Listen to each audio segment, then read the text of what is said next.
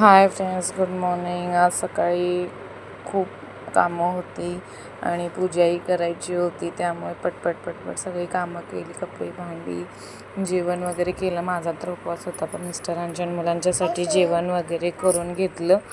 त्याच्यानंतर सगळं तिथून साफ वगैरे केलं आणि पूजा मांडली. पटपट पूजा करून घेतली. त्याच्यानंतर मग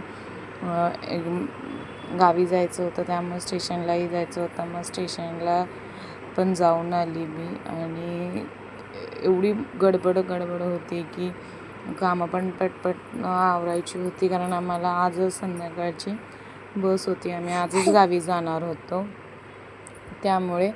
आणि ते छोटीशीच अशी पूजा मांडलेली आणि रांगोळीचा व्हिडिओ माझ्यापासून करायचाच विसरून गेली मी. आणि ते केली, पूजा वगैरे केली. मग मी स्वतः रेडी झाली आणि मग स्टेशनला गेली. स्टेशनला पाऊस होता जाताना, त्यामुळे जास्त शूट करता आलं नाही. आणि एवढं मार्केट पण स्टेशनला भरलं नव्हतं. डोंबिवली स्टेशनला ज्यांना माहिती आहे ते सांगू शकतात, इथे खूप गर्दी असते, चालायला पण येत नाही, अशी अक्षरशः गर्दी होती.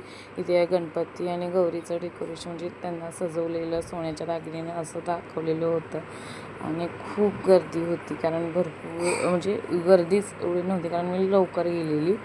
नाहीतर लेट गेली असते तर मला गर्दी सापडली असते. इथे मी थोडीशी कानातले वगैरे अशी शॉपिंग केली आणि गळ्यातलं घेतलं, कानातलं घेतलं, अशी छोटी मोठी गावी जायच्यासाठी शॉपिंग केली. माझे ब्लॉग जर तुम्हाला आवडत असाल तर माझ्या चॅनेलला सबस्क्राईब करा, लाईक करा आणि कमेंटही करा माझे व्लॉग कसे वाटतात, किंवा मी मोठे व्लॉग बनवावे का.